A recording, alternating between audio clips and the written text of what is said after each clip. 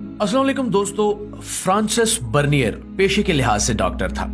ये फ्रांस का रहने वाला था और ये सन 1658 में हिंदुस्तान आया और सन 1670 तक 12 साल हिंदुस्तान में रहा। ये शाहजहां के दौर के आखिरी दिन थे। बर्नियर तिब्बी माहिर था, चुनांचे ये मुख्तलिफ उमरा से होता हुआ शाही खानदान तक पहुंच गया। इसे मुगल दरबार, शाही खानदान, हरमसरा और मुगल शहजादों और शहजादियों को करीब से देखने का मौका मिला।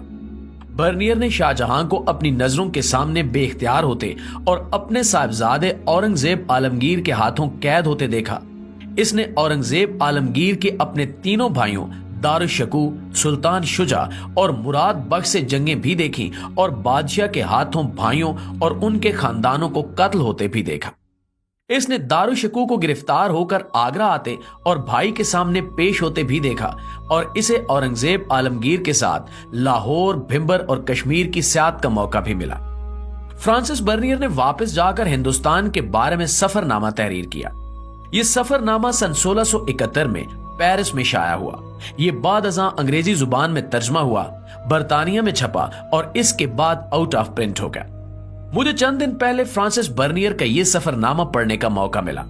मैं ये किताब पढ़कर वर्तए हैरत में चला गया, क्योंकि फ्रांसिस बर्नियर ने 1660 में जो हिंदुस्तान यानी कि मौजूदा पाकिस्तान देखा था, वो आज तक उसी स्पिरिट और उसी कल्चर के साथ कायम है। हमने 350 बरसों में कुछ नहीं सीखा। नाज़रीन, फ्रांसिस बर्नियर ने हिंदुस्तान के बारे में जगह जगह हैरत का इजहार किया। उसका कहना था कि हिंदुस्तान में दरमियाना तबका यानी मिडिल क्लास सिरे से मौजूद ही नहीं है। मुल्क में उमरा हैं या फिर इंतहाई गरीब लोग। उमरा मोहल्लों में रहते हैं, इनके घरों में बाग भी हैं, फवारे भी, सवारियां भी और दर्जन दर्जन नौकर चाकर भी, जबकि गरीब झोंपड़ियों में रहते हैं और इनके पास एक वक्त का खाना तक नहीं होता। वो कहता है कि हिंदुस्तान में खुशामद का दौर दौरा है। बादशाह सलामत, वुज़रा, गवर्नर्स और सरकारी एहलकार 2-2 घंटे खुशामद कराते हैं। दरबार में रोजाना सलाम का सिलसिला चलता है और घंटों तक जारी रहता है। ये मेरे पास इलाज के लिए आते हैं तो मुझे सुकरात, बकरात, अरस्तु और आज कब्बू अली सीना करार देते हैं और इसके बाद नबज के लिए अपना हाथ आगे बढ़ाते हैं। बादशाह सलामत दरबार में जब भी मुंह खोलते हैं तो दरबारी करामात करामात का विरद शुरू कर देते हैं। लोग जेबों में अर्जियां लेकर घूमते हैं और इन्हें जहां कोई साबे हैसियत शख्स दिखाई देता है, ये अपनी अर्जी उसके सामने रख देते हैं और वो जब तक इस अर्जी पर हुक्म जारी नहीं करता, साइल वहां से टलने का नाम नहीं लेता। बाजार बेतरतीब और गंदे हैं। आपको एक दुकान से पश्मीना, कमखाब, रेशम और जड़ी का कपड़ा मिलेगा और साथ की दुकान पर तेल, घी, आटा और शक्कर बिक रही होगी। आपको किताबों और जूतों की दुकानें भी साथ साथ मिलेंगी। हर दुकान का अपना नर्ख होता है और भाव ताव के दौरान अक्सर औकात गाहक और दुकानदार एक दूसरे से उलझ पड़ते हैं। शहरों में हलवाइयों की दुकानों की बहुतात है, मगर आपको दुकानों पर गंदगी, मक्खियां, मच्छर, बिल्लियां और कुत्ते दिखाई देते हैं। आपको हिंदुस्तान भर में अच्छा गोश्त नहीं मिलता। कसाई बीमार और करीबुल मर्ग जानवर ज़िबा कर देते हैं। ये लोगों को गधे और कुत्ते का गोश्त भी खिला देते हैं। होटलों का खाना इंतहाई नाकिस और मुजरे सेहत होता है, लिहाजा लोग रेस्तुरानों की बजाय घर पर खाना खाना पसंद करते हैं। फल बहुत महंगे हैं। हिंदुस्तान में खरबूजा बहुत पैदा होता है, लेकिन 10 खरबूजों में से सिर्फ 1 मीठा निकलता है। सरदा बहुत महंगा है। मैं ₹4.25 का सरदा खरीदता हूँ। मुल्क में शराब पर पाबंदी है, लेकिन छुप कर सब पीते हैं। शराब शिराज से स्मगल होकर आती है और शहरों में आम मिलती है, लेकिन हुकूमत ने ईसाइयों को शराब पीने की इजाजत दे रखी है और ये अक्सर औकात अपनी शराब मुसलमानों को बेच देते हैं। मुल्क भर में ज्योतिषियों की भरमार है। ये दरियां बिछाकर रास्तों में बैठ जाते हैं और लोग इनके इर्द गिर्द घेरा डाल लेते हैं। मुल्क में पीने का साफ पानी नहीं मिलता, चुनांचे अमीर ऊंटों पर पानी लाद कर सफर के लिए निकलते हैं। हिंदुस्तान की मिट्टी जरखेज है, लेकिन ज़राअत के तरीके कदीम और फरसूदा हैं, चुनांचे किसान पूरी पैदावार हासिल नहीं कर पाते। हिंदुस्तान की ज्यादातर जमीनें बंजर पड़ी हैं। लोग नहरों और नालियों की मुरम्मत नहीं करते। छोटे किसान ये समझते हैं कि इससे जागीरदारों को फायदा होगा और जागीरदार सोचते हैं कि भल सफाई पर हमारे पैसे लगेंगे, मगर फायदा छोटे किसान उठाएंगे। यूं पानी जाया हो जाता है। लाहौर के मुजाफात में हर साल सैलाब आता है और सैकड़ों लोगों की हजारों अमलाक बहाकर ले जाता है। लेकिन लोग सैलाबों की रोकथाम का कोई बंदोबस्त नहीं करते, चुनांचे अगले साल दोबारा तबाही देखने को मिलती है।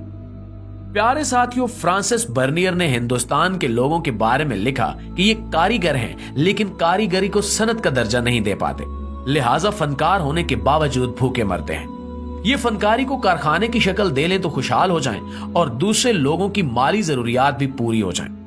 हिंदुस्तान के लोग रुपए को कारोबार में नहीं लगाते, ये रकम छुपा कर रखते हैं। अवाम जेवरात के खत में मुब्तला हैं। लोग भूखे मर जाएंगे लेकिन अपनी औरतों को जेवरात जरूर पहनाएंगे। मुल्क का निसाब तालीम इंतहाई नाकिस है। ये बच्चों को सिर्फ जुबान सिखाता है, उनकी एहलियत में इजाफा नहीं करता। खुद औरंगजेब ने मेरे सामने एतराफ किया कि मैंने अपने बचपन का ज्यादातर वक्त अरबी जुबान सीखने में जाया कर दिया। ये लोग फाकों को बीमारियों का इलाज समझते हैं, चुनांचे बुखार में फाके शुरू कर देते हैं। मुल्क में रिश्वत आम है।